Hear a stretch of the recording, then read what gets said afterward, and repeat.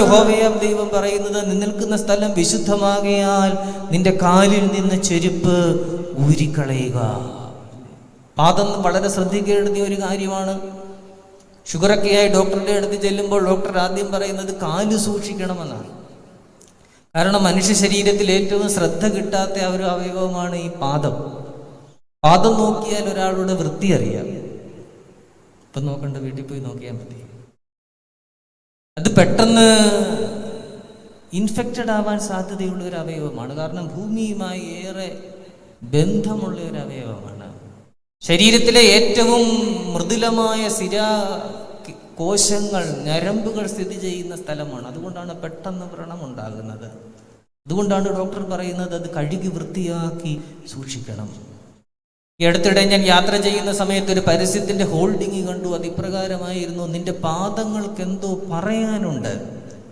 ഒരു ചെരുപ്പ് കമ്പനിയുടെ പരസ്യമായിരുന്നു. പക്ഷേ വളരെ സ്പിരിച്വലായിട്ട് എനിക്ക് തോന്നി. നിന്റെ പാദങ്ങൾക്ക് എന്തോ പറയാനുണ്ട്. പാദം പറഞ്ഞു തുടങ്ങിയാൽ, നാം ഓരോരുത്തരുടെയും പാദങ്ങൾ നമ്മുടെ ജീവിതത്തെക്കുറിച്ച് പറഞ്ഞു തുടങ്ങിയാൽ ഒരുപക്ഷെ നമുക്ക് ഭയം തോന്നും. നമ്മുടെ കഴിഞ്ഞകാല ജീവിതത്തിൻ്റെ എല്ലാ സംഭവങ്ങളുടെയും നേർ സാക്ഷിയാണ് നമ്മുടെ പാദം. പാദം നമ്മുടെ ശരീരത്തിന് നേരെ തുറന്നു വെച്ചിരിക്കുന്ന ഒരു ക്യാമറയാണ്. നമ്മുടെ വിജയങ്ങൾ, പരാജയങ്ങൾ, വീഴ്ചകൾ, ഉയർച്ചകൾ, ആസക്തികൾ, പരീക്ഷണങ്ങൾ എല്ലാം പാദത്തിനറിയാം. അതുകൊണ്ടാണ് പാദം ആധ്യാത്മികമായ അർത്ഥത്തിൽ വളരെ സജീവമായ ഒരു മർമ്മമായിട്ട് നിലനിൽക്കുന്നത്. അതുകൂടി നാം ഈ പശ്ചാത്തലത്തിൽ ചിന്തിക്കണം. ഇവിടെ മോശയോട് പറയുകയാണ്, നിന്റെ പാദത്തിൽ നിന്ന് ചെരുപ്പ് അഴിച്ചു കളയുക. നമ്മുടെ കർത്താവിൻ്റെ അടുത്തേക്ക് ഒരു സ്ത്രീ ഒരു പാത്രം നിറയെ തൈലവുമായിട്ട് കടന്നു വന്ന് അവൻ്റെ പാദങ്ങളെ തൻ്റെ കണ്ണുനീര് കൊണ്ട് കഴുകി തലമുടി കൊണ്ട് തുവർത്തി ആ തൈലം ഒഴിച്ച് കഴുകുന്നുണ്ട്. എന്താണ് അതിൻ്റെ അർത്ഥം?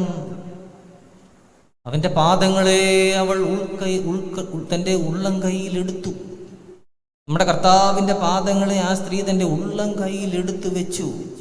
തലമുടി കൊണ്ട് തുവർത്തി, കണ്ണുനീര് കൊണ്ട് കഴുകി എന്ന് പറഞ്ഞാൽ അതിൻ്റെ അർത്ഥം അവൻ്റെ സുവിശേഷത്തെ അവൾ അത്രമാത്രം സ്നേഹിച്ചു.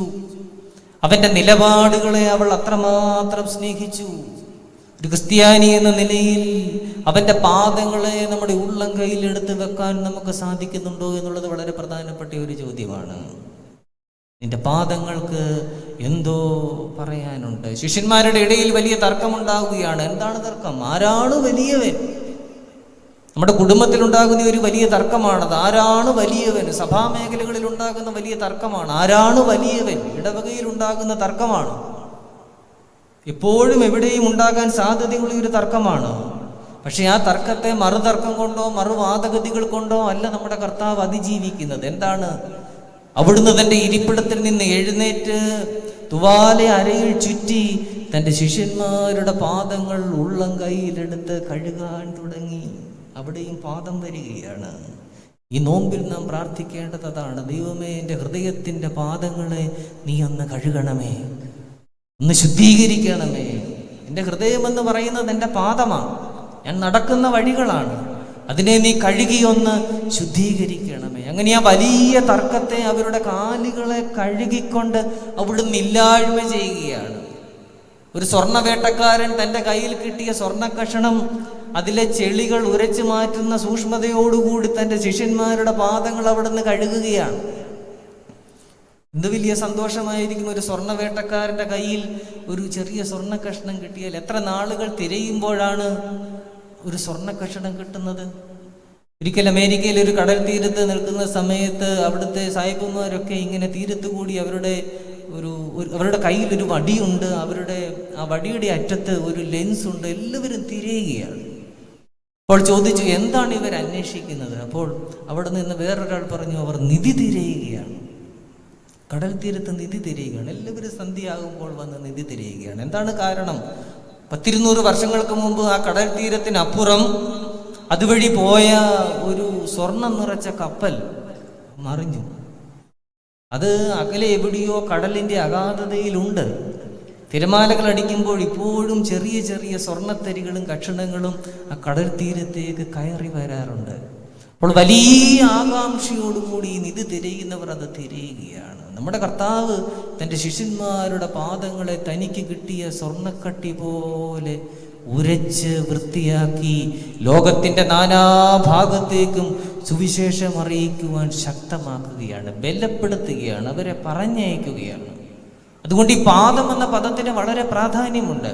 ആ ഒരു പശ്ചാത്തലത്തിൽ വേണം യഹോവയാം ദൈവം മോശയോട് നീ നിൽക്കുന്ന സ്ഥലം വിശുദ്ധമാകിയാൽ നിന്റെ പാദത്തിൽ നിന്ന് ചെരുപ്പ് അഴിച്ചു കളയുക എന്ന് പറയുന്ന ഭാഗം നാം എടുക്കേണ്ടത്. പ്രത്യേകിച്ച് ഈ നോമ്പിൻ്റെ പശ്ചാത്തലത്തിൽ ഒരു മനോഹരമായ പുരാതനമായ ആശ്രമ ദേവാലയത്തിൻ്റെ ഉള്ളിലേക്ക് നമ്മൾ പ്രവേശിക്കുന്ന ഭക്തിയോടുകൂടി ഒരുക്കത്തോടുകൂടി ഈ നോമ്പിലേക്ക് നമ്മൾ പ്രവേശിച്ചിരിക്കുകയാണ്. അപ്പോൾ നാം ആദ്യം ചെയ്യേണ്ടത് അതാണ്. നമ്മുടെ കഴിഞ്ഞകാല ജീവിതത്തിലെ കുറവുകളെ ഈ ദേവാലയത്തിന് പുറത്ത് ഉപേക്ഷിക്കാനായിട്ട് നമുക്ക് ഓരോരുത്തർക്കും സാധിക്കണം.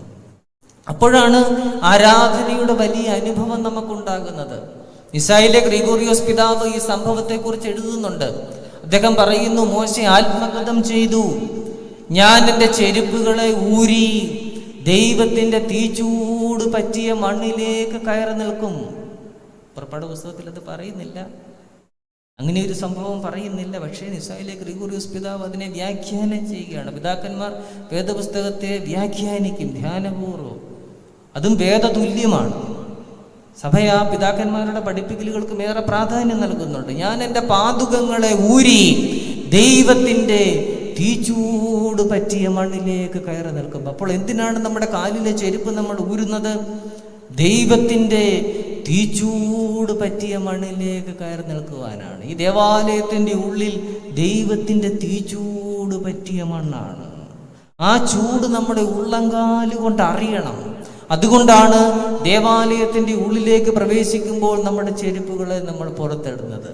നമ്മുടെ ചെരുപ്പുകളെ നാം പുറത്തിടുക എന്ന് പറഞ്ഞാൽ നമ്മുടെ ലോക ജീവിതത്തിൻ്റെ ആഭിമുഖ്യങ്ങളെയും താല്പര്യങ്ങളെയും നാം പുറത്തിടുന്നു എന്നാണ്.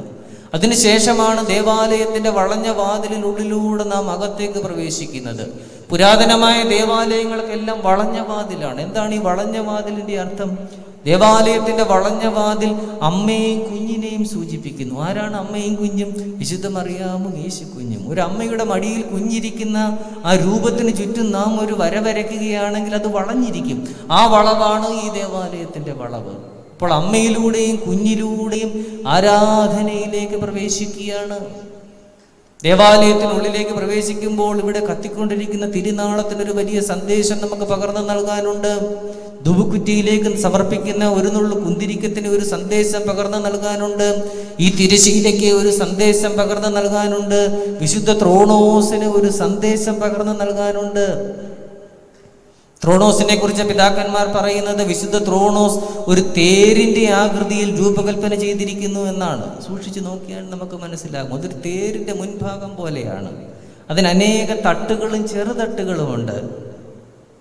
ആ തേരിൻ്റെ മധ്യഭാഗത്തായിട്ട്, രാജാവിൻ്റെ തേരിൻ്റെ മധ്യഭാഗത്തായിട്ട് ഒരു കൊടിയടയാളം കാണും, മഹാരാജാവിൻ്റെ കൊടിയടയാളം. വിശുദ്ധ ത്രോണോസ് ആകുന്ന തേരിൻ്റെ മധ്യഭാഗത്ത് നമ്മുടെ കർത്താവിൻ്റെ ജയകരമായ ശ്ലീബായാകുന്ന കൊടിയടയാളം വയ്ക്കപ്പെട്ടിരിക്കുന്നു. അപ്പോഴാണ് പുരോഹിതൻ കടന്നു വരുന്നത്. പുരോഹിതൻ ആരാണ്? പുരോഹിതൻ ഒരു മീഡിയേറ്ററാണ്, മധ്യസ്ഥനാണ്. പുരോഹിതൻ തൻ്റെ കൈകൾ ഉയർത്തിയാണ് ഏറെ സമയവും ആരാധിക്കുന്നത്.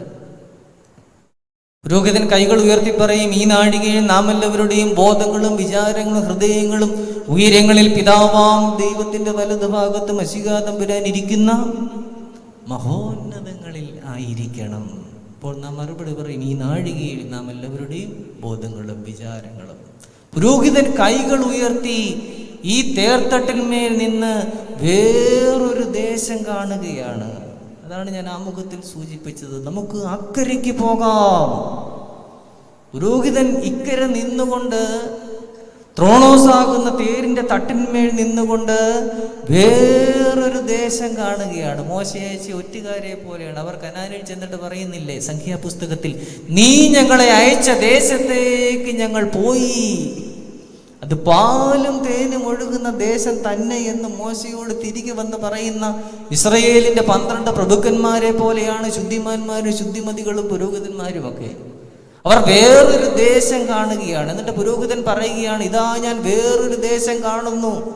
എൻ്റെ വിശ്വാസി സമൂഹമേ, നിങ്ങൾ എന്നോടൊപ്പം വരൂ, നമുക്കൊരു യാത്ര പോകാം. തേര് തയ്യാറായിരിക്കുന്നു. ആരാധന തുടങ്ങുകയാണ്. തേര് മുമ്പോട്ട് പോവുകയാണ്. ഇത് ജീവനുള്ള ഒരു അനുഭവമാണ്, ചലിക്കുന്ന ഒരു അനുഭവമാണ്. അല്ലാതെ കഴിഞ്ഞ ഞായറാഴ്ച ഇതിൻ്റെ ആവർത്തനമല്ല. അത് വളരെ സൂക്ഷ്മവും അതേസമയം തന്നെ ചലനാത്മകവുമാണ്. അതുകൊണ്ടാണ് പറയുന്നത്, ആരാധനാ സമയത്ത് വിശ്വാസി സമൂഹം ദേവാലയത്തിൻ്റെ ഉള്ളിലായിരിക്കണം. പള്ളി ഓഫീസ് തുറക്കരുതെന്ന് പറയുന്നത് അതുകൊണ്ടാണ്. ഡിവൈൻ ഓഫീസ് നടന്നുകൊണ്ടിരിക്കുകയാണ്, ആ സമയത്ത് പള്ളി ഓഫീസ് ഇല്ല. ആരാധനയിൽ സംബന്ധിക്കാത്തവൻ ആരാധിക്കുന്നവരെ ഭരിക്കരുത്. അതെപ്പോഴും വിശ്വാസ സമൂഹം ശ്രദ്ധിക്കേണ്ടുന്ന ഒരു കാര്യമാണ്. ദേവാലയത്തിലും ഇടവക ശുശ്രൂഷയിലുമെല്ലാം ആരാധനയിൽ സംബന്ധിക്കുന്നവരെ വേണം ഇടവക ജനങ്ങളെ നയിക്കാനായിട്ട് തിരഞ്ഞെടുക്കാൻ. ഇതൊരു ഡിവൈൻ ഓഫീസാണ്. ഈ നാഴികയിൽ നാം എല്ലാവരുടെയും ബോധങ്ങളും വിചാരങ്ങളും ഉയരങ്ങളിൽ പിതാവാം ദൈവത്തിൻ്റെ വലതുഭാഗത്ത് മശിഹാ തമ്പുരാനിരിക്കുന്ന മഹോന്നതങ്ങളിലായിരിക്കണം. ഒരു തേര് നീങ്ങുകയാണ്. ആ തേരിൻ്റെ കവചങ്ങൾ ലോകത്തിൻ്റെ എല്ലാ ആക്രമണങ്ങളെയും പ്രതിരോധിക്കാനായിട്ട് ശക്തിയുള്ളതാണ്. പുരോഹിതനൊരു വൃക്ഷത്തെ പോലെ കൈകൾ തിരിച്ചിങ്ങനെ ദൈവസന്നിധിയിൽ നിൽക്കുകയാണ്. വൃക്ഷം എന്താണ് ചെയ്യുന്നത്? വൃക്ഷം സൂര്യപ്രകാശം സ്വീകരിച്ച് അതിൽ ഇലകളും പൂക്കളും കായ്കളും ഉണ്ടാകുന്നു. സൂര്യപ്രകാശം സ്വീകരിച്ചെങ്കിൽ മാത്രമേ സാധിക്കുകയുള്ളൂ. പുരോഹിതൻ തൻ്റെ കൈകൾ വിടർത്തിയ ഒരു വൃക്ഷത്തെ പോലെ ദൈവസന്നിധിയിൽ നിന്ന് നീതിസൂര്യനായ കർത്താവായ യേശുക്രിസ്തുവിന്റെ ഊർജം സ്വീകരിച്ച് അതിനെ തൻ്റെ ജനങ്ങൾക്ക് സമാധാനാശംസയായിട്ട് നൽകുകയാണ്. അതിനെ സ്വീകരിച്ച് നമ്മുടെ ഭവനങ്ങളിലേക്ക് നമ്മൾ പോവുകയാണ്. അതുകൊണ്ട് ആ വലിയ തത്വത്തെ നമ്മൾ മനസ്സിലാക്കണം. ദൈവസന്നിധിയിലേക്ക് സൂക്ഷ്മതയോടെ കടന്നു വരാനായിട്ട് നമുക്ക് ഓരോരുത്തർക്കും സാധിക്കണം. വിശ്വാസത്തിൽ നമ്മുടെ പാദം നമ്മൾ ഉറപ്പിക്കണം. ഒന്നാമതായിട്ട് നാം ശ്രദ്ധിക്കേണ്ടുന്ന ഒരു കാര്യമാണ്, നമ്മുടെ പാദം എവിടെ നമ്മൾ ഉറപ്പിക്കണം. ഒന്നാമതായി വിശ്വാസത്തിൽ ഉറപ്പിക്കണം. എന്താണ് വിശ്വാസം? വിശ്വാസത്തെക്കുറിച്ച് പറയാറുണ്ട്, അത് വിശേഷപ്പെട്ട ഒരു വിശ്വാസമാണ്. ഈ ഭൂമിയിൽ ജീവിക്കുന്നതിന് നമുക്ക് രണ്ട് കാര്യങ്ങൾ വേണം. ഒന്ന് ശ്വാസം വേണം, രണ്ടാമതായിട്ട് വിശ്വാസം വേണം. അബ്രഹാമിനെ നമ്മൾ വിശ്വാസികളുടെ പിതാവെന്നാണ് പറയുന്നത്. എന്തുകൊണ്ടാണ്? അബ്രഹാം തൻ്റെ പിതൃഭവനത്തെയും ചാർച്ചക്കാരെയും വിട്ടിട്ട് കാണിപ്പാനിരിക്കുന്ന ദേശത്തേക്ക് പോയി. ദേശം കണ്ടിട്ടില്ല, കാണിപ്പാനിരിക്കുന്ന ദേശമാണ്. ആത്മീയ ജീവിതം വളയമില്ലാത്ത ഒരു ചാട്ടമാണ്. ഒരു പണിയും ഇല്ലാത്തവന്റെ പണിയല്ല ആത്മീയ ജീവിതം. ഒരു പണിയില്ലെന്നാ പള്ളി പോയേക്കാം എന്നല്ല, അതേറെ സൂക്ഷ്മതയും സാഹസികതയും ആവശ്യമുള്ള ഒരു കാര്യമാണ്. നീ നിന്റെ പിതൃഭവനത്തെയും ചാർച്ചക്കാരെയും വിട്ട് ഞാൻ നിന്നെ കാണിപ്പാനിരിക്കുന്ന ദേശത്തേക്ക് പോകാം. ഒന്നാമതായിട്ട് പറയുന്നു ദേശം. ഇവിടുന്ന് പുറപ്പെട്ടെങ്കിലും ചെന്ന് പറ്റാനൊരു ദേശമുണ്ട്, പ്രതീക്ഷയ്ക്ക് വകയുണ്ട്. രണ്ടാമതായി പറയുന്നു, നിനക്ക് ഒരു കുഞ്ഞ് ജനിക്കും. പ്രയാസമാണ്, പ്രായം ചെന്നു എങ്കിലും ഒരു കൂടാരത്തിൻ്റെ കീഴിൽ ഒരു സ്ത്രീയും പുരുഷനുമുണ്ട്. ചെറിയൊരു സാധ്യതയുണ്ട്, ചെറിയൊരു പ്രത്യാശയുണ്ട്. മൂന്നാമത്തേത് എന്താണ്? അറുക്കുക.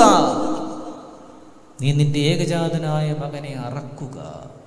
വിശ്വാസ ജീവിതത്തിൽ ചിലപ്പോൾ അങ്ങനെയുള്ള പ്രതിസന്ധികളെയും നമ്മൾ അതിജീവിക്കേണ്ടതായിട്ട് വരും. അവിടെയാണ് ദൈവം നമ്മളെ പരിശോധിക്കുന്ന സമയം. ഇന്നലെ വരെ എൻ്റെ മേശമേലുണ്ടായിരുന്ന വിഭവസമൃദ്ധമായ ഭക്ഷണം ഇന്നെൻ്റെ മേശയിൽ ഇല്ലാതിരിക്കുമ്പോൾ, ഇന്നലെ വരെയുള്ള എൻ്റെ സ്നേഹിതർ അല്ലാതിരിക്കുമ്പോൾ, ഇന്നലെ വരെ എൻ്റെ കൈവശമുണ്ടായിരുന്ന സാമ്പത്തിക സുരക്ഷിതത്വം ഇന്നെൻ്റെ കൈവശം ഇല്ലാതിരിക്കുമ്പോൾ, അവിടെയാണ് ദൈവം നമ്മളെ പരിശോധിക്കുന്ന സമയം. ആ സമയത്താണ് നമ്മുടെ വിശ്വാസ്യത ദൈവസന്നിധിയിൽ നമ്മൾ തെളിയിക്കേണ്ടത്. ഇവിടെ അബ്രഹാം പിതാവിനോട് പറയുകയാണ്, അറുക്കുക. അബ്രഹാം എന്ത് ചെയ്തു? അറക്കുകയാണ്. മുസ്ലിം പാരമ്പര്യത്തിൽ പറയുന്നുണ്ട്, ഇസഹാക്ക് അബ്രഹാമിനെ നോക്കുകയാണ് കഴുത്തറക്കുന്ന സമയത്ത്. അപ്പോൾ അബ്രഹാമിന് സങ്കടത്തോടുകൂടി ഇങ്ങനെ കത്തി ഉയർത്തി നിൽക്കുകയാണ്.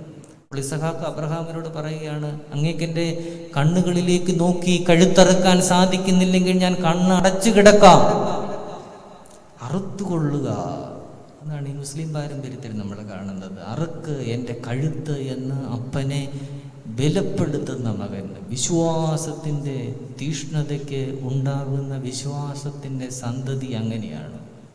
അപ്പോൾ അതാണ് അബ്രഹാമിൻ്റെ ജീവിതം. നാം പ്രാർത്ഥിക്കും, അബ്രഹാമിൻ്റെയും ഇസഹാക്കിൻ്റെയും യാക്കോബിൻ്റെയും മടിത്തട്ടിൽ ഞങ്ങളെ വസിപ്പിക്കണമേ. എന്താണ് ഈ മടിത്തട്ട്? അതെന്തൊരു മടിത്തട്ടായിരിക്കും? എത്ര പേരെ ഉൾക്കൊള്ളണം? ആ മടിത്തട്ട് ഈ നിലപാടാണ്. അതുകൊണ്ടാണ് എല്ലാ ഓർമ്മകളിലും ആ മടിത്തട്ടിനെ നമ്മൾ ഇങ്ങനെ പുകഴ്ത്തുന്നത്. അത് പിതൃഭവനത്തെയും ചാർച്ചക്കാരെയും വിട്ട് കാണിപ്പാനിരിക്കുന്ന ദേശത്തേക്ക് പോയ ഒരു നിലപാടാണ്. ആ വിശ്വാസ കൂടാരത്തിലേക്ക് ദൈവദൂതന്മാർ കടന്നു വരികയാണ്. സാറയോട് പറയുന്നു, ഒരു കുഞ്ഞ് ജനിക്കും. അപ്പോൾ സാറ എന്ത് ചെയ്തു? സാറ ചിരിച്ചു. സാറ ഉടനെ ആമീൻ പറഞ്ഞില്ല, സാറ ചിരിച്ചു. ദൈവദൂതന്മാർ പറഞ്ഞു, നീ ചിരിച്ചു. അപ്പോൾ സാറ പറഞ്ഞു, ഞാൻ ചിരിച്ചില്ല. അപ്പോൾ ദൈവദൂതന്മാർ പറയുകയാണ്, യെസ് യു ഡിഡ് ലവ്. നമ്മളോട് ഓരോരുത്തരും ദൈവദൂതൻ പറയുന്ന ഒരു വാക്യമായിട്ട് കൂടി നാം അത് കാണണം. ജീവിതത്തിന്റെ നിർണായക നിമിഷങ്ങളിൽ എല്ലാ പ്രതീക്ഷയും അറ്റുപോകുമ്പോൾ, കിളിക്കൂട്ടിൽ നിന്നും താഴെ വീണുപോയ ഒരു കുഞ്ഞുകിളി കണക്ക് വിറച്ചു പോകുമ്പോൾ, ചിലപ്പോൾ നമ്മളും നമ്മുടെ ചുണ്ടുകൂട്ടിയൊക്കെ ഒന്ന് ചിരിക്കാറുണ്ട്. അപ്പോൾ അവൻ നമ്മോട് പറയും, യെസ് യു ഡിഡ് ലവ്. നീ ചിരിച്ചത് ഞങ്ങൾ കേട്ടു. മറുപടി എന്താണ്? ശിക്ഷയല്ല. മറുപടി വലിയ സമൃദ്ധിയാണ്, ശുഭകരമായ ഭാവിയാണ്, പ്രത്യാശയാണ്, ബലമുള്ള തലമുറയാണ്. എന്താണ് സാറയുടെ ചിരിക്കുള്ള മറുപടി? ഒരു ഇളഞ്ചിരിയാണ്. ഇസഹാക്ക്, ആ വാക്കിന്റെ അർത്ഥവും ചിരി എന്നാണ്. പല്ലില്ലാത്ത മോണ കാട്ടി അബ്രഹാമിനെയും സാറയെയും നോക്കി ഇസഹാക്ക് ചിരിക്കുകയാണ്. അതേ പല്ലില്ലാത്ത മോണ കാട്ടി ഇസഹാക്കിനെ നോക്കി അബ്രഹാമും സാറയും ചിരിക്കുകയാണ്. ആ കൂടാരത്തിൽ നിറയെ ചിരിയാണ്. പല്ലില്ലാത്ത പ്രായത്തിൽ പല്ലില്ലാത്ത മോണ കാട്ടി ചിരിക്കാൻ ഒരു കുഞ്ഞ്. അതാണ് വിശ്വാസത്തിന്റെ സാധ്യത. നമ്മുടെ വിശ്വാസ ജീവിതത്തിന് ദൈവം നൽകുന്ന മറുപടി ഒരു ഇസഹാക്കാണ്, ഒരു ചിരിയാണ്. ഇന്ന് ഈ ദേവാലയത്തിൽ 1 മണിക്കൂർ സമയം ദൈവത്തിന്റെ വചനം കേൾക്കാൻ നാം ചിലവഴിക്കുന്നുണ്ടെങ്കിൽ ഒരു 10 തലമുറയ്ക്ക് അപ്പുറമുള്ള ഒരു ഇളം ചിരി ദൈവം നിങ്ങൾക്കായിട്ട് സൂക്ഷിച്ചു വെച്ചിട്ടുണ്ട്. അതുകൊണ്ട് ഇതൊരു നിക്ഷേപമാണ്. ഈ സമയം ഒരിക്കലും നഷ്ടമല്ല. പണം ഒരുപക്ഷെ നമുക്ക് സംഭാവന ചെയ്യാം, പക്ഷേ ജീവിതത്തിൻ്റെ ഒരു ചീന്ത് കീറി ആരാധനയ്ക്കായിട്ട് ദൈവസന്നിധിയിൽ വെക്കുന്നത്, ജീവിതത്തിൻ്റെ ഒരു ചീന്ത് കീറിയെടുത്ത് ദൈവവചനം കേൾക്കാനായിട്ട് ദൈവസന്നിധിയിൽ വെക്കുന്നത്, ജീവിതത്തിൻ്റെ ഒരു ഏട് കീറിയിട്ട് ഒരു ഉച്ചവരെ ഉപവസിക്കുന്നത് ദൈവസന്നിധിയിൽ വലിയ നിക്ഷേപമാണ്.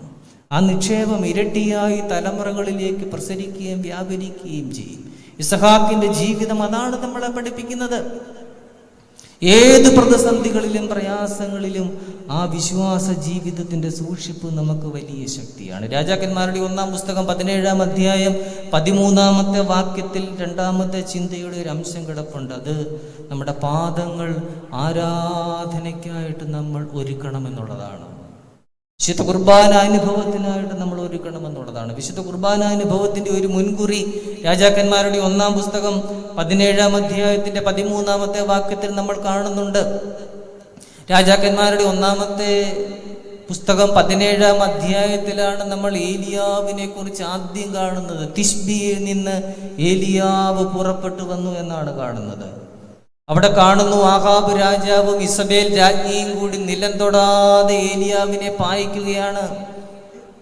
കെരീത്ത് തോട്ടിലെ വെള്ളം വറ്റി, കാക്ക അട കൊടുക്കുന്നത് നിർത്തി. ഈ കാലത്തെ നമുക്ക് ആ കാലത്തോട് ഉപമിക്കാം. നാം പ്രതീക്ഷിച്ചിരുന്ന നീരുറവുകളൊക്കെ വറ്റുകയാണ്. അപ്പം തരുന്ന കാക്കകൾ കുറഞ്ഞു വരുന്നു. തൻ്റെ സങ്കേതത്തിൽ നിന്നും പുകച്ച് പുറത്തു ചാടിക്കുകയാണ്. അവിടെ നിന്ന് ഓടിച്ചെന്നപ്പോൾ കാണുന്നു, വഴിയരികെ സരാഫാത്തിൽ ഒരു അമ്മ നിന്ന് വിറക് പിറക്കുന്നു. വേദപുസ്തകം അവരെ വിധവയെന്ന് വിളിക്കുന്നു, പക്ഷെ ഒരമ്മ കൂടിയാണ്, ഒരു കുഞ്ഞിൻ്റെ അമ്മ കൂടിയാണ്. ആ സ്ത്രീയുടെ അടുത്തേക്ക് ചെന്നിട്ട് ഏലിയാവ് ദൈവപുരുഷൻ ചോദിക്കുകയാണ്, എനിക്ക് കുടിക്കുവാൻ വെള്ളം തരുമോ? ഒരു സൗഹൃദം ആരംഭിക്കുന്നത് അങ്ങനെയാണ്, ഒരു ഗ്ലാസ് വെള്ളത്തിലൂടെയാണ്. സുവിശേഷത്തിൽ നമ്മൾ കാണുന്നുണ്ട്, ശമരിയാക്കാരി സ്ത്രീയുടെ അടുത്ത് ചെന്ന് ആദ്യം ചോദിക്കുന്നത് ഒരു ഗ്ലാസ് വെള്ളമാണ്. ഇതൊരു തുടക്കമാണ്. പിന്നീട് ഒരു 2 പേജ് തുടർച്ചയായ സംവാദമാണ്. വേദപുസ്തകത്തിൽ ഇത്രയും നേരം സംസാരിച്ചിരുന്ന വേറൊരാളില്ല സുവിശേഷത്തിൽ. വെള്ളം കുടിക്കാൻ ഇടയായില്ല, അത് വേറെ കാര്യം. ജനതകൾ വെള്ളം കുടിക്കുകയാണ്, അവർ നീരുറവ് കാണുകയാണ്. അവസാനം അവൾ പാത്രം വെച്ചിട്ട് ഓടിപ്പോയതിന് ശേഷം പറയുന്ന ഭാഗം, ഇതാ വയലുകൾ കൊയ്ത്തിനായി വിളഞ്ഞിരിക്കുന്നു എന്നാണ്. അവൻ വെള്ളം കുടിച്ചില്ല. ഇവിടെ പ്രവാചകൻ ഈ സ്ത്രീയോട് ചോദിക്കുകയാണ്, എനിക്ക് വെള്ളം തരുമോ? ആ ചോദ്യം ഒരു താക്കോലാണ്, അവളുടെ ഹൃദയത്തിലേക്ക് പ്രവേശിക്കുവാനുള്ള ഒരു ഉപാധിയാണ്, പ്രവാചകന്മാരുടെ ഒരു രീതിയാണത്. വെള്ളമെടുക്കാൻ പോയി, വെള്ളം കിട്ടുന്നു എന്ന് കണ്ടപ്പോൾ പ്രവാചകൻ അടുത്ത താക്കോലെടുത്തു. അടുത്ത ചോദ്യം, ഒരടയും കൂടി കൊണ്ടുപോരണമേ. വീട്ടിലേക്ക് ഒരു ഭിക്ഷക്കാരൻ വന്നു, അമ്മ ഇച്ചിരി കഞ്ഞിവെള്ളം തരുമോ? ശരി, കൊടുത്തേക്കാം, നോമ്പൊക്കെ അല്ലേ. അകത്തോട്ട് കയറി കഴിഞ്ഞപ്പോൾ 2 വറ്റും കൂടി ഇട്ടേക്കണേ എന്ന് പറയുന്നത് പോലെ. അപ്പോൾ അവൾ തൻ്റെ ഹൃദയത്തിന്റെ കെട്ടഴിക്കുകയാണ്. ദൈവപുരുഷനോട് പറയുകയാണ്, ഇതാ ഞാൻ 2 വിറക് പെറുക്കുന്നു, ഞാനും എൻ്റെ മകനും കൂടി വിറക് കൊണ്ട് അടയുണ്ടാക്കി 2 അടയുണ്ടാക്കി തിന്നിട്ട് മരിപ്പാനിരിക്കുന്നു. ചാകാൻ പോകുകയാണ് മനുഷ്യ. അപ്പോഴാണ് നിങ്ങൾ എന്നോട് വെള്ളം ചോദിച്ചത്. പ്രവാചകൻ പതറുന്നില്ല. പ്രവാചകൻ എന്താണ് പറയുന്നത്? ആകട്ടെ, പക്ഷേ നീ എന്തു ചെയ്യണം? നിന്റെ ആ മാവിൽ നിന്ന് നീയും നിന്റെ മകനും ചേർന്ന് ഉണ്ടാക്കി തിന്നിട്ട് ചാകാനിരിക്കുന്ന ആ മാവിൽ നിന്ന് 3 അട ഉണ്ടാക്കണം. ആ അട, ആദ്യത്തെ അട എനിക്കായിരിക്കണം. ദൈവത്തിൻ്റെ ജീവിതത്തിൻ്റെ പ്രതിസന്ധികളിലൂടെയും പ്രയാസങ്ങളിലൂടെയും നാം കടന്നു പോകുമ്പോൾ നമ്മോട് പറയാനുള്ളത് അതാണ്. നിന്റെ വല്ലായ്മകളെ, നിന്റെ ജീവിതത്തിൻ്റെ നിരാശകളെ, ആ മാവ് പിണ്ടത്തെ നീ ഒന്നുകൂടി ഒന്ന് വിഭജിക്കണം. ഇങ്ങു തരിക. ഈ ദേവാലയം നമ്മോട് പറയുന്നത് അതാണ്. നിന്റെ പ്രതിസന്ധികളെ ഇങ്ങു തരിക, പ്രയാസങ്ങളെ ഇങ്ങു തരിക. കാരണം ഇതൊന്നും എടുക്കാനുള്ള ശേഷി നിനക്കില്ല. അതിനാണ് ഈ ദേവാലയം. എന്ത് ചെയ്തു? അവൾ അപ്രകാരം ചെയ്തു. തുരുത്തിയിലും ഭരണിയിലും എണ്ണയിലും മാവും കുറഞ്ഞു പോയില്ല. 2-3 വാക്യങ്ങൾക്ക് ശേഷം വീണ്ടും നാം കാണുന്നു, മകൻ മരിപ്പാറായിരിക്കുന്നു. അപ്പോൾ ദൈവപുരുഷൻ വീണ്ടും വരുന്നു. ദൈവപുരുഷൻ എന്താണ് പറയുന്നത്? ഇങ്ങു തരിക, നിന്റെ മകനെ ഇങ്ങു തരിക, നിന്റെ മകളെ ഇങ്ങു തരിക, നിന്റെ പ്രിയപ്പെട്ടവരെ ഇങ്ങു തരിക, നിന്റെ കുടുംബജീവിതത്തിൻ്റെ സ്നിഗ്ധതകളെ ഇങ്ങു തരിക. ഈ ദേവാലയം അതെടുക്കും. ഈ വിശുദ്ധന്റെ കബറിടം അതെടുക്കും. അതെടുക്കുവാനുള്ള ശേഷിയുണ്ട്. ഒരു ദൈവപുരുഷനെ അങ്ങനെ പറയാനായിട്ട് സാധിക്കത്തുള്ളൂ. നിന്റെ അടയിങ്ങി തരിക, നിന്റെ മകനെ ഇങ്ങി തരിക. ഈ ദേവാലയം നമ്മോടത് പറയുകയാണ്. ദേവാലയത്തിലെ കർത്താവിൻ്റെ തിരുശരീര രക്തങ്ങളായി അർപ്പിക്കപ്പെടുന്ന വിശുദ്ധ കുർബാന അപ്പത്തിൻ്റെ ഒരു മുൻകുറി കൂടിയാണ് ആട.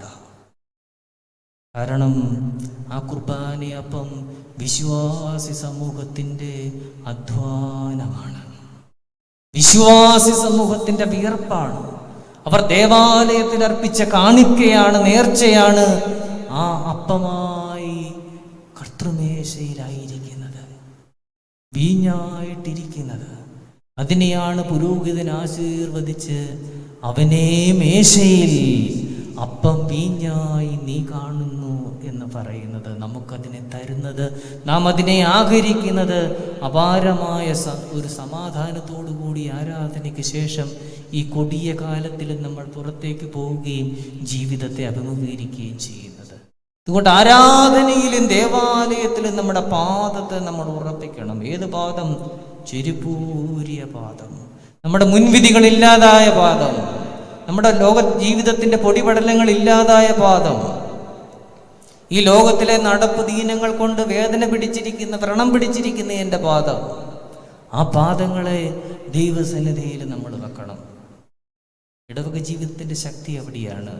ഞാൻ എൻ്റെ ദേവാലയത്തെക്കുറിച്ച് ഈ സമയത്ത് ഓർക്കുകയാണ്. കുവപ്പുറം പള്ളി, അവിടെ കഴിഞ്ഞ 9-10 മാസക്കാലമായിട്ട് വലിയ സാമ്പത്തിക പ്രതിസന്ധിയാണ്. കാരണം ഈ ടൂറിസം മേഖലയാകെ തകർന്നിരിക്കുകയാണ്. 25 ലക്ഷത്തിൻ്റെ വീതം 2 ഹൗസ് ബോട്ടുകൾ ഞങ്ങളുടെ പള്ളിയുടെ തൊട്ടടുത്ത വീട്ടിൽ കെട്ടിയിട്ടിരിക്കുകയാണ്. 10 മാസമായി അത് ഓടാൻ തുടങ്ങിയിട്ട്. യാതൊരു വരുമാനവുമില്ല. അതിൻ്റെ ഉടമസ്ഥൻ എന്നോട് വന്ന് പറയുകയാണ്, ഇടവകാംഗമായ വ്യക്തി, വിശ്വാസി എന്നോട് വന്ന് പറയുകയാണ്, അച്ഛാ പാല് വാങ്ങുന്നത് നിർത്തി. അത്രയും വലിയ സാമ്പത്തിക പ്രതിസന്ധികളിലൂടെയും പ്രയാസങ്ങളിലൂടെയും കടന്നു പോവുകയാണ്. അപ്പോഴും സഭയോടും വിശ്വാസത്തോടും ഇടവകയോടുമുള്ള അവരുടെ സ്നേഹത്തിന് യാതൊരു കുറവുമില്ല. കാതോലിക്ക ദിനം കൊടുക്കേണ്ടുന്ന സമയമായപ്പോൾ അത് ഓർപ്പിച്ച സമയത്ത് അവർ പറയുകയാണ്, കാതോലിക്ക ദിനം കൊടുക്കണം. 20 വീടേ ഉള്ളൂ, 3500 രൂപയെ കാതോലിക്ക ദിനമുള്ളൂ. കൊച്ചുപള്ളിയല്ലേ, 4000 കൊടുക്കണം. 10 മാസമായി ബോട്ട് വീടിന്റെ മുമ്പിൽ കെട്ടിയിട്ടിരിക്കുന്ന സെക്രട്ടറി പറയുകയാണ് 4000 കൊടുക്കണം. അതാണ് ഇവിടുത്തെ പതിവ്, അതാണ് പതിവ്.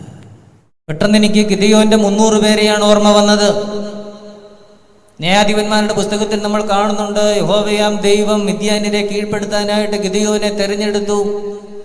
ഗിദെയോനോട് യഹോവയാം ദൈവം പറയുകയാണ്, നിന്റെ ജനത്തെ നീ എന്റെ അടുക്കിലേക്ക് കൂട്ടി വരുത്തുവീൻ, ഞാൻ അവരെ പരിശോധിക്കട്ടെ.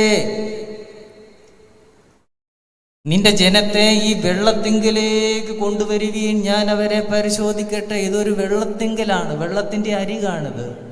ഈ രോഗവ്യാധിയുടെ കാലഘട്ടം, ഈ ഇല്ലായ്മയുടെ കാലഘട്ടം, ഈ കൂർത്ത പല്ലുകൾക്കിടയിൽ നാം ഞെരിഞ്ഞമരുന്ന കാലഘട്ടം വെള്ളത്തിങ്കലെ ഒരു പരീക്ഷണമാണ്. ഗിദെയോനോടതാ പറയുന്നത്, വെള്ളത്തിങ്കലേക്ക് നിന്റെ ജനത്തെ കൊണ്ടുവരുവീൻ, ഞാൻ അവരെ പരിശോധിക്കട്ടെ.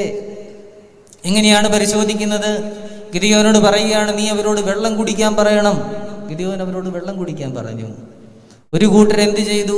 ഒരു കൂട്ടർ മുട്ടുകുത്തിയിരുന്ന് വളരെ മാന്യമായി ഭക്ഷണത്തിന്റെ ഉപചാര മര്യാദകളെല്ലാം പാലിച്ചുകൊണ്ട് ശബ്ദമുണ്ടാക്കാതെ സ്ട്രോ ഇട്ട് വെള്ളം കുടിച്ചു. നമ്മളെ പോലെ വളരെ മാന്യമായി, വളരെ മേനിയോടുകൂടി, വളരെ ആഭിജാത്യത്തോടുകൂടി കാര്യങ്ങളൊക്കെ ചെയ്യുകയാണ് നമ്മളെ പോലെ. എന്നാൽ മറ്റു ചിലരോ, വിശുദ്ധ വേദപുസ്തകത്തിൽ പറയുന്നത്, വിശുദ്ധ വേദപുസ്തകത്തിൽ ഉപയോഗിച്ചിരിക്കുന്ന വാക്ക്, അവർ പട്ടി നക്കി കുടിക്കുന്നത് പോലെ വെള്ളം കുടിച്ചു. കമന്ന് കിടന്ന് നായ നക്കി കുടിക്കുന്നത് പോലെ ദൈവത്തിന്റെ വെള്ളത്തിങ്കലെ വെള്ളം അവർ കുടിച്ചു. യഹോവയാം ദൈവം ഗിദെയോനോട് പറയുകയാണ്, നായ നക്കി കുടിക്കുന്നത് പോലെ വെള്ളം കുടിച്ച 300 പേരോടുകൂടി നീ ചെന്ന് മിദ്യാന്യരെ കീഴ്പ്പെടുത്തും. ഈ സഭ ഇന്ന് നിലനിൽക്കുന്നെങ്കിൽ, ഈ സഭ ഇന്ന് വിശ്വാസ ജീവിതത്തിൽ തിളക്കത്തോടെ മുന്നോട്ട് പോകുന്നെങ്കിൽ, അത് മേൽപ്പട്ടക്കാരേക്കാൾ, പട്ടക്കാരേക്കാൾ നായ നക്കി കുടിക്കുന്നത് പോലെ ദൈവത്തിന്റെ ജലാശയത്തിൽ നിന്നും ജലം കുടിക്കുവാൻ ഉന്മുഖരായ വിശ്വാസി സമൂഹത്തിന്റെ ബലം കൊണ്ടാണ്. ആ 300 പേരോടുകൂടി മിദ്യാന്യരെ നാം കീഴ്പ്പെടുത്തും. ഈ സഭ ഇനിയും മുന്നോട്ട് പോകും. ഈ ലോക ജീവിതത്തിന്റെ കെടുതികളെയും വ്യവഹാരത്തിന്റെ ക്ഷീണത്തെയും ശത്രുക്കളുടെ ആക്ഷേപത്തെയും അതിജീവിച്ച് ഈ 300 പേരെ പോലെയുള്ള ജനം, വിശ്വാസ സമൂഹം ഈ സഭയിൽ ഉണ്ടെങ്കിൽ, ഉള്ളതിനാൽ മുന്നോട്ട് പോകും. ഈ സന്ധ്യയിൽ ദൈവവചനം കേൾക്കാനായിട്ട് ദേവാലയത്തിലേക്ക് ഓടി വന്നിരിക്കുന്ന നിങ്ങളെയും ഞാൻ ഗിദെയോന്റെ ആ 300 പേരുടെ കൂട്ടത്തിലാണ് പെടുത്തുന്നത്. ഞാനൊന്ന് കാണട്ടെ, മോശയെ പോലെ ഞാനൊന്ന് നോക്കട്ടെ എന്ന വലിയ താല്പര്യത്തോടെ ദൈവസന്നിധിയിലേക്ക് അടുത്തു വരുവാനുള്ള ഒരു വലിയ ആഭിമുഖ്യം ആ ജീവിതത്തിൽ നമുക്ക് സൂക്ഷിക്കാനായിട്ട് സാധിക്കണം. അപ്പോഴാണ് നമ്മുടെ ആത്മീയ ജീവിതത്തെ നമുക്ക് ഗുണമേന്മയോടെ പുതുക്കി പണിയാനായിട്ട് സാധിക്കുന്നത്. നമ്മുടെ ആമുഖവാക്യം നമ്മൾ ഒരിക്കൽ കൂടി ഓർമ്മിക്കണം, നമുക്ക് അക്കരയ്ക്ക് പോകാം. ശിഷ്യന്മാർ കർത്താവിനോട് കൂടി ഇങ്ങനെ പോരുകയാണ്. ഏത് പ്രതിസന്ധികളിലും, ഏത് പ്രയാസങ്ങളിലും അവിടുന്ന് അവരിങ്ങനെ കർത്താവിനോട് കൂടി പോവുകയാണ്. മർക്കോസിന്റെ സുവിശേഷം 1-ാമത്തെ അധ്യായത്തിൽ നമ്മൾ 16-ാമത്തെ വാക്യത്തിൽ കർത്താവ് തന്റെ ശിഷ്യന്മാരെ വിളിക്കുന്ന ഭാഗം നമ്മൾ കാണുന്നുണ്ട്. ഒരു കൂട്ടർ വല വീശുകയായിരുന്നു, ഒരു കൂട്ടർ വല നന്നാക്കുകയായിരുന്നു. ശിമോനും അന്ത്രയോസും വല വീശുകയായിരുന്നു, യാക്കോബും യോഹന്നാനും വല നന്നാക്കുകയായിരുന്നു. അവരെല്ലാവരും നെറ്റിന് മുമ്പിലായിരുന്നു. നാമും ഇന്ന് ലോക ജീവിതത്തിന്റെ നെറ്റിന്റെ മുമ്പിലാണ്. We are always in front of our net. പക്ഷേ ആ ലോകത്തിന്റെ വലക്കണ്ണികൾക്ക് മുമ്പിൽ നിന്ന് ശിമോനെയും അന്ത്രയോസിനെയും യാക്കോബിനെയും യോഹന്നാനെയും പിടിച്ചെടുത്ത് കർത്താവ് ദൈവരാജ്യത്തിന്റെ വഴിയിലേക്ക് കൊണ്ടുവരികയാണ്. വലക്കണ്ണികൾക്ക് മുമ്പിലാണ് നാം. എന്തു ചെയ്തു? മനുഷ്യരെ പിടിക്കുന്നവരാക്കും എന്നാണ് പറയുന്നത്. ലോകത്തിലേക്ക് ഏറ്റവും പ്രയാസമുള്ള കാര്യമാണ് മനുഷ്യനെ പിടിക്കുക എന്നുള്ളത്. ആർട്ട് ഓഫ് മാൻ മേക്കിംഗ്, അതിലേക്കാണ് കൊണ്ടുവരുന്നത്. ആനയെ പിടിക്കും മനുഷ്യൻ, പക്ഷേ മനുഷ്യനെ പിടിക്കാൻ പ്രയാസമാണ്. 30-40 വർഷം നമ്മൾ ഭർത്താവിനോടൊപ്പം ഒന്ന് ജീവിച്ചിട്ട് ഭർത്താവിനെ ഒന്ന് പിടിച്ചിട്ടുണ്ടോ? ഹൃദയം കൊണ്ട്, ശാരീരികമായിട്ടല്ല. ഭാര്യയെ, മനുഷ്യനെ പിടിക്കുക ഏറ്റവും പ്രധാനപ്പെട്ട കാര്യമാണ്, പ്രയാസമുള്ള കാര്യമാണ്. അതൊന്നും വളയ്ക്കാനേ സാധിക്കത്തുള്ളൂ. പലപ്പോഴും ആ വലിയ ഉത്തരവാദിത്തമാണ് ഏൽപ്പിക്കുന്നത് ശിഷ്യന്മാരെ.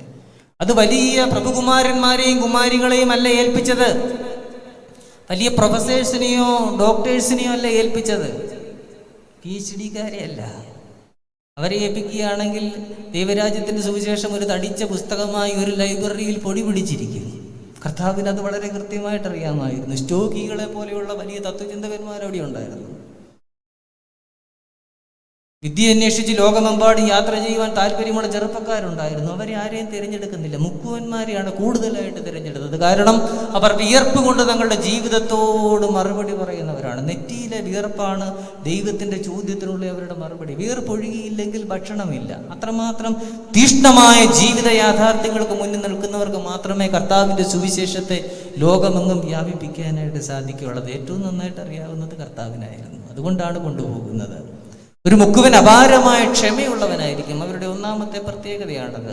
ഇന്ന് മീൻ കിട്ടിയില്ല എന്നുള്ളത് കൊണ്ട് അവർ നാളെ മീൻ പിടിക്കാൻ പോകാതിരിക്കുന്നില്ല, നാളെയും അവർ പോകും. സ്ഥിരോത്സാഹം, അപാരമായ ക്ഷമ മുക്കുവന്റെ ജീവിതത്തിലെ ഒരു പ്രത്യേകതയാണ്. രണ്ടാമതായി, കൂട്ടുകൂടി ജോലി ചെയ്യുവാനുള്ള ഒരു വലിയ താല്പര്യം. കൂട്ടുകൂടി ജോലി ചെയ്യുക. നമ്മുടെ ഇടവകയിലായാലും നമ്മുടെ വീട്ടിലായാലും, എന്തിനും നമ്മുടെ വീട്ടിൽ പോലുമാണെങ്കിലും ഈ കൂട്ടുകൂടി ജോലി ചെയ്യുവാൻ നമുക്ക് താല്പര്യമുണ്ടോ? സഭാജീവിതത്തിലെ ഏറ്റവും പ്രധാനപ്പെട്ട ഒരു കാര്യമാണ് ഈ കൊയിനോണിയ, കൂട്ടുകൂടി ജോലി ചെയ്യുവാൻ. ഞാൻ എൻ്റെ മടയിലെ സിംഹമാണ്, വേറൊരു സിംഹം അവിടെ വേണ്ട. എൻ്റെ സ്വാർത്ഥതയുടെ ഇടകളിൽ അവൻ ട്രസ്റ്റി ആയിരിക്കും, അതവിടെ നിൽക്കട്ടെ, ഞാൻ ട്രസ്റ്റി ആയിട്ട് ചെയ്യാം. രാഷ്ട്രീയത്തിലാണെങ്കിലും അത് തന്നെ, ഇവരൊന്ന് പോട്ടെ, അടുത്തൊരു വരട്ടെ, വന്നിട്ട് ചെയ്യാം. MD വാസുദേവൻ നായരുടെ കാലം എന്ന് പറയുന്ന നോവലിൽ നായകനോട് പറയുന്ന ഒരു വാക്യമുണ്ട്, വളരെ ശ്രദ്ധേയമാണത്. സേതുവിനെന്നും സേതുവിനെ മാത്രമായിരുന്നു ഇഷ്ടം. നമ്മുടെ പലരുടെയും അവസ്ഥ അതാണ്. ഭാര്യ ഭർത്താവിനോട് പറയും, അച്ചായനെന്നും അച്ചായനെ മാത്രമാണ് ഇഷ്ടം. കുടുംബജീവിതത്തിലും വ്യക്തി ജീവിതത്തിലും ഒക്കെ പറ്റിപ്പോകുന്ന വലിയൊരു വീഴ്ചയാണത്.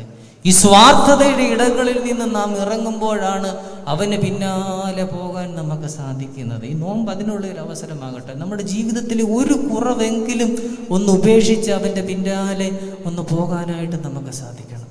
കർത്താവ് മീൻ വാങ്ങുവാനല്ല കടപ്പുറത്ത് വന്നത്, മീൻ പിടിക്കുന്നവരെ വാങ്ങാനാണ്.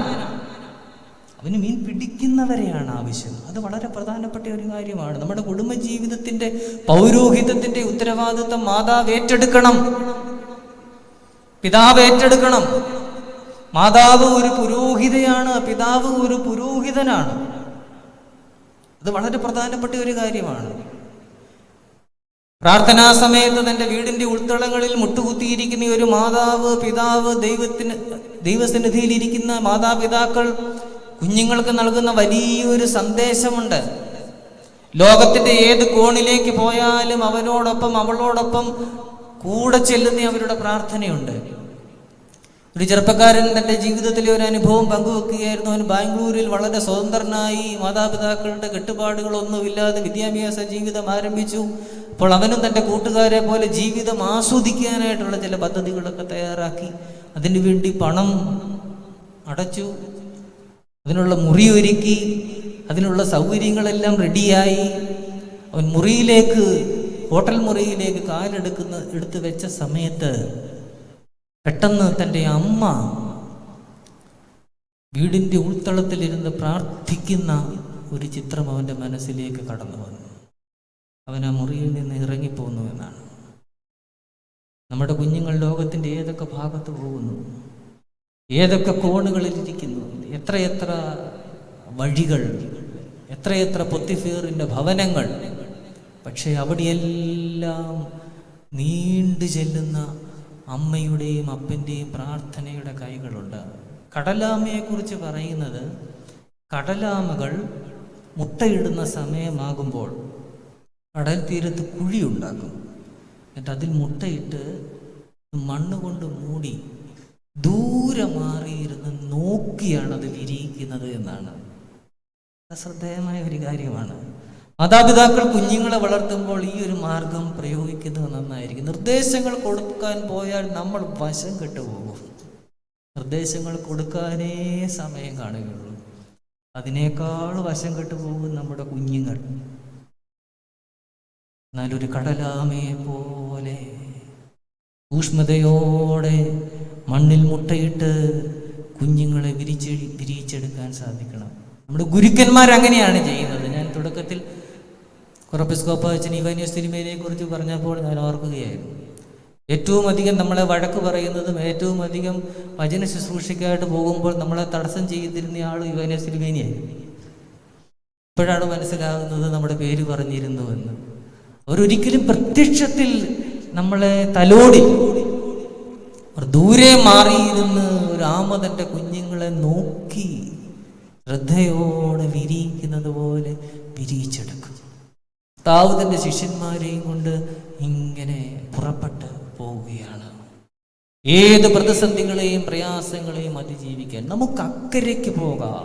മനുഷ്യാവതാരത്തിൻ്റെ ഏറ്റവും ശ്രദ്ധേയമായ ഒരു സന്ദേശമാണത്. Shall we go to the other side? നമുക്ക് അക്കരയ്ക്ക് പോകാം. ആ ഒരു ബോധ്യത്തോടുകൂടി നമ്മുടെ ജീവിതത്തെ നമ്മൾ നയിക്കുമ്പോൾ ഏത് പ്രതിസന്ധികളെയും പ്രയാസങ്ങളെയും നമുക്ക് അതിജീവിക്കാനായിട്ട് സാധിക്കും. ന്യായാധിപന്മാരുടെ പുസ്തകം 14-ാം അധ്യായത്തിൽ നമ്മൾ ശിംശോന്റെ ജീവിതത്തിൽ ഒരു സംഭവം കാണുന്നുണ്ട്. ശിംശോൻ തിമ്നയിലെ ഒരു പെൺകുട്ടിയെ കണ്ട് ഇഷ്ടപ്പെട്ടു. തൻ്റെ മാതാപിതാക്കളോട് പറഞ്ഞു. മാതാപിതാക്കൾ ആദ്യം അവനോട് പറഞ്ഞു, സ്വന്തം ജാതിയിൽ നിന്നും കല്യാണം കഴിച്ചാൽ പോരെ. പക്ഷെ അവൻ പുരോഗമനവാദിയായതുകൊണ്ടത് സമ്മതിച്ചില്ല. ഒരു ഗുണം ചെയ്ത് അപ്പനെയും അമ്മയും കൂട്ടി പെണ്ണ് കാണാനായിട്ട് പോയി. പോകുന്ന വഴിക്ക് അവനൊരു മുന്തിരിത്തോട്ടത്തിൽ വിശ്രമിക്കുകയാണ്. അവർ വിശ്രമിക്കുന്ന സമയത്ത് മാതാപിതാക്കൾ മാറിയിരിക്കുന്നു, ശിംശോൻ വേറൊരിടത്ത് ഇരിക്കുന്നു. അപ്പോഴാണ് നാം കാണുന്നത് ഒരു ബാലസിംഹം അവർക്ക് നേരെ പാഞ്ഞു വന്നു. 14-ാം അധ്യായത്തിൽ നമ്മൾ കാണുന്നു, അപ്പോൾ യഹോവയുടെ ആത്മാവ് ശിംശോന്റെ മേൽ വന്നു, അവനതിനെ കീറിക്കളഞ്ഞു എന്നാണ് എഴുതിയിരിക്കുന്നത്. ഒരു കടലാസ് കീറുന്നത് പോലെ ആ ബാലസിംഹത്തെ ശിംശോൻ കീറിക്കളഞ്ഞു. അപ്പനും അമ്മയും അറിഞ്ഞില്ല. ന്യായാധിപന്മാരുടെ പുസ്തകം 14-ാം അധ്യായം. പെണ്ണ് കണ്ട് തിരികെ വരുമ്പോൾ വീണ്ടും അതേ മുന്തിരിത്തോട്ടത്തിൽ വിശ്രമിക്കുന്നു. അപ്പോൾ ശിംശോൻ എന്ത് ചെയ്തു? കുറേ ദിവസം കഴിഞ്ഞു. ശിംശോൻ വീണ്ടും ആ സംഭവം നടന്ന സ്ഥലത്തേക്ക് ചെന്നു. താൻ സിംഹത്തെ കീറിയ ഇടത്തേക്ക് ശിംശോൻ ചെല്ലുകയാണ്. ഒരു വിശ്വാസിയുടെ ജീവിതത്തിൽ ഏറ്റവും ശ്രദ്ധിക്കേണ്ടുന്ന കാര്യമാണ് തൻ്റെ ദീർഘയാത്രകൾ, വിജയങ്ങൾ, ഉയർച്ചകൾ, താൻ സിംഹത്തെ കീറിയ അനുഭവങ്ങൾ. പക്ഷെ ജീവിതത്തിൻ്റെ മുന്തിരിത്തോട്ടത്തിൽ വിശ്രമിക്കുമ്പോൾ അവിടേക്ക് ഒന്നുകൂടി ചെന്നൊന്ന് നന്ദി പറയാൻ നമുക്ക് സാധിക്കുന്നുണ്ട്. ഒരു 10 കൊല്ലങ്ങൾക്ക് ശേഷം ഈ കൊറോണ കാലത്തെക്കുറിച്ച് നമ്മൾ ചിന്തിക്കേണ്ട ഒരു സാഹചര്യം നിങ്ങൾ ഓർത്ത് നോക്കൂ. രോഗങ്ങളൊന്നുമില്ലാതെ സുഖകരമായി നമ്മുടെ ജീവിതം മുമ്പോട്ട് കൊണ്ടുപോകുമ്പോൾ ഇങ്ങനെ ഒരു കാലവും ഉണ്ടായിരുന്നു. ഞാൻ നടത്തിയ മൽപ്പിടുത്തങ്ങളെക്കുറിച്ച് ചിന്തിക്കുകയും ദൈവം നടത്തിയ വഴികളെ ആദരിക്കുകയും ചെയ്യുവാനുള്ള മനസ്സ് ശിംശോൻ അത് കാണിക്കുകയാണ്. അപ്പോഴെന്താണ് കണ്ടത്? മൽപ്പിടുത്തം നടത്തിയ സ്ഥലത്ത് സിംഹത്തിൻ്റെ ഒരു അസ്ഥികൂടം കിടപ്പുണ്ട്. ശിംശോൻ ആ അസ്ഥികൂടത്തിനടുത്തേക്ക് ചെന്ന് സൂക്ഷിച്ചു നോക്കി. അപ്പോൾ വളരെ അപൂർവമായ ഒരു കാഴ്ച കാണുകയാണ്. എന്താണ് കാഴ്ച? സിംഹത്തിൻ്റെ അസ്ഥികൂടത്തിനിടയിൽ ഒരു തേൻകൂട്.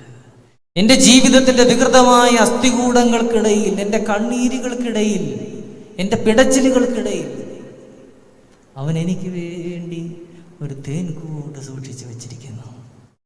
ശിംശോൻ അതെടുത്തു, എൻ്റെ അപ്പനും അമ്മയ്ക്കും കൊടുത്തു. അവർ രുചിച്ചു, ശിംശോനും രുചിച്ചു. ബാലസിംഹം വന്നപ്പോൾ അപ്പനോടും അമ്മയോടും പറഞ്ഞില്ല. താൻ തന്നെ ദൈവാത്മാവിനാൽ അതിനെ അതിജീവിച്ചു. എല്ലാം കഴിഞ്ഞപ്പോൾ അതിൽ നിന്നും തേൻ കിട്ടിയപ്പോൾ അപ്പനും അമ്മയ്ക്കും കൊടുത്തു. നമുക്കൊരു പ്രതിസന്ധി വരുമ്പോൾ, പ്രയാസം വരുമ്പോൾ ഇന്ന് ആദ്യം അറിയുന്നത് നമ്മളെക്കാൾ മുമ്പേ നമ്മുടെ ചുറ്റുപാടുകളായിരിക്കും. ആകെ നമ്മൾ ഇളക്കി മറിക്കും. അല്ലേ? ഒരു പൊളവൻ വീട്ടിൽ കയറിയാൽ പോലും നമ്മുടെ നാട്ടുകാർ മുഴുവനെ അറിയിക്കും. ശിംശോൻ എന്ത് ചെയ്തു? ആ മധുരത്തെ തൻ്റെ ചുറ്റുവട്ടങ്ങൾക്കായി കൊടുത്തു. എൻ്റെ ജീവിതത്തിൻ്റെ ഏത് പ്രയാസങ്ങൾക്കിടയിലും അസ്ഥികൂടങ്ങൾക്കിടയിലും എൻ്റെ ദൈവം തമ്പുരാൻ എനിക്ക് ഒരു തേൻകൂട് സൂക്ഷിച്ചു വച്ചിരിക്കുന്നു. ദാവീദിന്റെ ശിഷ്യന്മാരെ, മനുഷ്യരെ ബലപ്പെടുത്തുവാനായിട്ട് ഒരുക്കുകയാണ്. നമുക്ക് അക്കരയ്ക്ക് പോകാം. ഈ കാലം ഒരു ബലപ്പെടലിൻ്റെ കാലമായിട്ട് മാറണം. ആമോസ് പ്രവചനം 3-ാം അധ്യായത്തിൽ നമ്മൾ വളരെ ശ്രദ്ധേയമായ ഒരു വാക്യം കാണുന്നുണ്ട്. അതിപ്രകാരമാണ്: ഒരു ഇടയൻ സിംഹത്തിന്റെ വായിൽ നിന്ന് 2 കാലോ ഒരു കാതോ വലിച്ചെടുക്കുന്നത് പോലെ ഇസ്രായേലിനെ യഹോവയാം ദൈവം വലിച്ചെടുക്കുന്നതിനെ കുറിച്ച്. ഒരു ഇടയൻ സിംഹത്തിന്റെ വായിൽ നിന്ന് 2 കാലോ ഒരു കാതോ വലിച്ചെടുക്കുന്നത് പോലെ. മധ്യപൂർവ്വ ദേശത്തെ ഇടയ ജീവിതത്തിന്റെ പശ്ചാത്തലത്തിൽ ശ്രദ്ധിക്കേണ്ടുന്ന ഒരു വാക്യമാണത്. പലപ്പോഴും ആയിരക്കണക്കിനായ ആട്ടിൻകൂട്ടത്തെ തിന്നുകളയുവാൻ സിംഹങ്ങൾ വരും. ദാവീദൊക്കെ അങ്ങനെ സിംഹത്തെ കൊന്നുകളയുന്നതിനെ കുറിച്ച് പഴയ നിയമത്തിൽ നമ്മൾ വായിക്കുന്നുണ്ട്. ആ പശ്ചാത്തലത്തിൽ വേണം നാം ഇത് കാണാൻ. ഒരു ഇടയൻ തൻ്റെ ആടിൻ്റെ 2 കാലോ ഒരു കാതോ സിംഹത്തിന്റെ വായിൽ നിന്നും വലിച്ചെടുക്കുന്നത് പോലെ ഇടയൻ നോക്കുമ്പോഴുണ്ട് തൻ്റെ പ്രിയപ്പെട്ട ആടിനെ 1000-ൽ-1 സിംഹം പിടിച്ചു. 1000-ൽ-1 പോട്ടെ എന്നല്ല, 1000-ൽ-1 പിടിച്ച സിംഹത്തിന്റെ പിന്നാലെ പായുകയാണ്. നാം സാധാരണ ചെയ്യുന്നത് സിംഹത്തെ കാണുമ്പോൾ സിംഹത്തെക്കാൾ വേഗത്തിൽ നാം പായുകയാണ് ചെയ്യുന്നത്. പക്ഷെ ഇടയൻ എന്താണ് ചെയ്യുന്നത്? ഇടയൻ പായുകയാണ് സിംഹത്തിന്റെ പിന്നാലെ. ചെന്ന് നോക്കിയപ്പോൾ പകുതിയും ചവച്ച് തിന്നു. ഇനി ഒന്നുമില്ല.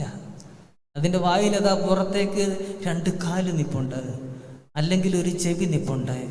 ഇടയൻ ചെന്നിട്ട് അത് വലിച്ചെടുക്കും. 2 കാലെങ്കിൽ 2 കാൽ, ഒരു ചെവി എങ്കിൽ ഒരു ചെവി. അത് ഞാൻ നിനക്ക് തന്നുവിടില്ല. അതും കൂടി തിന്നിട്ട് നീ പോകണ്ട, അതെന്റെ ആടാണ്. കുടുംബജീവിതത്തിൽ നാം ശ്രദ്ധിക്കേണ്ടുന്ന ഒരു കാര്യമാണ്. എല്ലാം തീർന്നു, എല്ലാം പ്രതിസന്ധികളാണ്. അതാ 2 കാലോ ഒരു കാതോ മാത്രമേ ഉള്ളൂ. ഇല്ല, അത് കൊടുക്കരുത്. അതൊരു റെമനൻ്റാണ്, ഒരു ശേഷിപ്പാണ്. സഭാജീവിതത്തിൽ നാം നിരാശപ്പെടരുത്. കേസാണ്, പ്രതിസന്ധികളാണ്, പ്രയാസങ്ങളാണ്. ഒരു ദിവസം പോലും ശുഭകരമായ ഒരു വാർത്തയില്ല. പക്ഷെ അതാ 2 കാൽ ഒരു കാത്, അതൊരു ശേഷിപ്പാണ്. അതെടുത്തുകൊണ്ട് ആ പ്രത്യാശയിൽ മുന്നോട്ട് ജീവിക്കാൻ നമുക്ക് ഓരോരുത്തർക്കും സാധിക്കണം. അവിടെയാണ് നമ്മുടെ ആധ്യാത്മിക ജീവിതം പ്രത്യാശ നിർഭരമായി തീരുന്നത്. നമുക്ക് അക്കരയ്ക്ക് പോകാം. Let us go to the other side. മോശ തൻ്റെ ചെരുപ്പുകളെ ഊരി ദൈവസന്നിധിയിലേക്ക് നിന്നിട്ട് പറയുകയാണ്: ഞാൻ എൻ്റെ ചെരുപ്പുകളെ ഊരി ദൈവത്തിൻ്റെ തീച്ചൂട് പറ്റിയ മണ്ണിലേക്ക് കയറി നിൽക്കും. അതുകൊണ്ട് എൻ്റെ പ്രിയപ്പെട്ടവരെ, ഈ നോമ്പ് കാലം ഒരു വലിയ തിരുത്തലിൻ്റെയും ഗുണപരമായ ജീവിതത്തെ പുതുക്കി പണിയാനുള്ള ഒരു സമയമായിട്ട് നാം കാണണം. ഈ നോമ്പ് ഉയർത്തുന്ന ഏറ്റവും വലിയ സന്ദേശം അനുതാപത്തിൻ്റെ സന്ദേശമാണ്. അനുതാപം എന്താണ്? അത് കരഞ്ഞ് തളർന്നിരിക്കലല്ല. പൗരസ്ത്യ ദർശനത്തിൽ അനുതാപം എന്ന് പറയുമ്പോൾ അത് പുതിയൊരു കിളിർപ്പുണ്ടാകാനുള്ള കാത്തിരിപ്പാണ്. അത് ദൈവത്തിൻ്റെ ചോദ്യത്തിനുള്ള മറുപടി പറയലാണ്. യോനാ പ്രവാചകന്റെ സന്ദേശം നിനിവയിൽ ഉണ്ടായപ്പോൾ രാജാവ് തൻ്റെ രാജസിംഹാസനത്തിൽ നിന്ന് എഴുന്നേൽക്കുകയാണ്. നിനിവ നശിക്കുമെന്നുള്ള അനുതാപത്തിന്റെ സന്ദേശത്തെ അങ്ങനെയാണ് രാജാവ് കേട്ടത്. യോനാ പ്രവാചകന്റെ പുസ്തകത്തിലെ ഏറ്റവും ശ്രദ്ധേയമായ കഥാപാത്രം ആരെന്ന് ചോദിച്ചാൽ അത് യോനയല്ല. പലപ്പോഴും നമ്മൾ അങ്ങനെയാണ് കരുതുന്നത്. ആ പുസ്തകത്തിലെ ദൈവാനുഗ്രഹത്തിന്റെ ഏറ്റവും വലിയ ഗുണഭോക്താവ് പേരില്ലാത്ത വിജാതീയനായ രാജാവാണ്. രാജാവിന് ഇവിടെ പേര് കൊടുത്തിട്ടില്ല. കാരണം അതെല്ലാ രാജാക്കന്മാർക്കും ഭരണകർത്താക്കൾക്കും ബാധകമാണ്. അവിടെ നാം കാണുന്നു, രാജാവ് തന്റെ സിംഹാസനത്തിൽ നിന്ന് എഴുന്നേറ്റു, ചാക്ക് കീറി അത് പുതച്ചു. ചാക്ക് സമ്പാദ്യങ്ങളും സ്വർണവും രത്നവും ഒക്കെ നിറയ്ക്കാനുള്ള വസ്തുവാണ്. പക്ഷെ രാജാവ് അത് കീറി തൻ്റെ വിലാപത്തിന്റെ ഇടമാക്കി ചാരം പൂശി അതിലിരിക്കാനായിട്ടത് ഉപയോഗിക്കുകയാണ്. എന്നിട്ട് പറയുകയാണ്, ആടുമാടുകൾ മേയരുത്, മനുഷ്യൻ മേയരുത്. 3-ാമത്തെ അധ്യായത്തിലെ ഒരു പരാമർശമാണ്. ആടുമാടുകളും മനുഷ്യനും മേയരുത്. രണ്ടിനെയും ഒരു കാറ്റഗറിയിലാണ് പെടുത്തിയിരിക്കുന്നത്. ഈയിടെ ഇറങ്ങിയ ഒരു വളരെ ശ്രദ്ധേയമായ പുസ്തകമുണ്ട്. ഹീബ്രു സർവകലാശാലയിലെ യുവൽ നോവ ഹരാരി എന്ന് പറയുന്ന ഒരു ചരിത്ര അധ്യാപകൻ എഴുതിയ സാപ്പിയൻസ് എന്ന് പറയുന്ന ഒരു പുസ്തകം. അതിൽ അദ്ദേഹം പറയുന്നത്, ലോകത്തിൽ നിന്ന് ഏറ്റവും പ്രബലമായ മതം ക്രൈസ്തവ മതമല്ല, ഹിന്ദുയിസമല്ല, ജൈനിസമല്ല, മുസ്ലിം അല്ല. ലോകത്തിലെ ഏറ്റവും പ്രബലമായ മതം എന്ന് കൺസ്യൂമറിസമാണ്, ആർജന സംസ്കാരമാണ്. ബൂസ്റ്റിന്റെ പരസ്യത്തിൽ സച്ചിൻ പറയുന്നില്ല, ഏ ദിൽ മാങ്കേ മോർ, നീ വീണ്ടും വീണ്ടും ബൂസ്റ്റ് കുടിക്കണം. സച്ചിൻ ഇങ്ങനെ ഓരോ കാര്യം ഇടയ്ക്കിടയ്ക്ക് പറയും. അതൊക്കെ കേട്ട് നമ്മൾ ചെയ്യും. ഇപ്പോൾ ഒരു കാര്യം പറഞ്ഞിട്ടുണ്ട്, അത് അത്രയും അങ്ങോട്ട് ഏറ്റില്ല. കർഷക സമരത്തിന്റെ സമയത്ത് നീ വീണ്ടും വീണ്ടും കുടിക്കണം, വീണ്ടും വീണ്ടും ആർജിക്കണം. ലോകം നമ്മോടതാണ് പറയുന്നത്. നോമ്പ് നമ്മോട് പറയുന്നത് ചില ചുരുക്കലുകളിലൂടെയും ജീവിക്കുവാൻ നിനക്ക് ബാധ്യതയുണ്ട്. നിനിവയിലെ രാജാവ് പറയുകയാണ്, ആടുമാടുകൾ മേയരുത്, മനുഷ്യൻ മേയരുത്. മേയുവാൻ മനുഷ്യനെ കൊണ്ട് ഉദ്ദേശിച്ചിട്ടില്ല, മേയുന്നത് മൃഗമാണ്. ആവോളം ആർജിച്ചിട്ട് എവിടെയോ ചെന്ന് കിടന്ന് അയവെട്ടുന്നു. മനുഷ്യൻ അങ്ങനെയല്ല. മനുഷ്യൻ ആദ്യകാലങ്ങളിൽ തൻ്റെ കൈകൾ രണ്ടും പയ്യെ തറയിൽ നിന്ന് ഉയർത്തിയത്, ഈ ചാൾസ് ഡാർവിനൊക്കെ പറയുന്നത്, കയ്യിൽ പരമാവധി ഫലമൂലാദികൾ നെഞ്ചോട് ചേർത്ത് പിടിച്ച് ആർക്കും കൊടുക്കാതെ കൊണ്ടുപോകാനാണെന്നാണ്. പിന്നെയാണ് അവൻ പഠിച്ചത് അതുകൊണ്ട് രക്ഷയില്ല, അതുകൊണ്ട് സമാധാനം കിട്ടില്ല. പിന്നെ അവൻ സാവകാശമായി 2 കൈകളെ മുകളിലേക്ക് ഉയർത്തി പ്രാർത്ഥിക്കാൻ പരിശീലിച്ചു. അത് മനുഷ്യവംശത്തിൻ്റെ വളർച്ചയിലെ വലിയൊരു നാഴികക്കല്ലായിരുന്നു. അല്ലെങ്കിൽ നാമും മൃഗങ്ങളും തമ്മിലുള്ള വ്യത്യാസം എന്താണ്? മൃഗങ്ങളാകട്ടെ ഇതാ 4 കാലുകൾ ഉപയോഗിച്ച് മണ്ണിൽ മണത്ത് ഇഴഞ്ഞ് നടക്കുകയാണ്. നാം നമ്മുടെ മുമ്പിലത്തെ 2 കാലുകളെ 2 കൈകളാക്കി പ്രാർത്ഥിക്കാനുള്ള ഉപാധിയാക്കി. അതില്ലെങ്കിൽ, പ്രാർത്ഥനയില്ലെങ്കിൽ മനുഷ്യനും മൃഗമാണ്, മേയുകയാണ്. യാതൊരു വ്യത്യാസവുമില്ല. അവിടെയാണ് നമ്മുടെ നിയോഗങ്ങളെ നമ്മൾ തിരിച്ചറിയേണ്ടത്, നാം മുമ്പോട്ട് പോകേണ്ടത്. 4-ാം അധ്യായം തീരുമ്പോഴും നിനിവയിലെ രാജാവ് രക്ഷപ്പെട്ടപ്പോഴും ദൈവപുരുഷൻ വെയിലത്താണ്. പലപ്പോഴും നാം ഓർക്കണം, ഞാൻ മാമോദീസ മുങ്ങി ക്രിസ്ത്യാനിയാണ്, പക്ഷേ നിൽക്കുന്നത് വെയിലത്താണ്.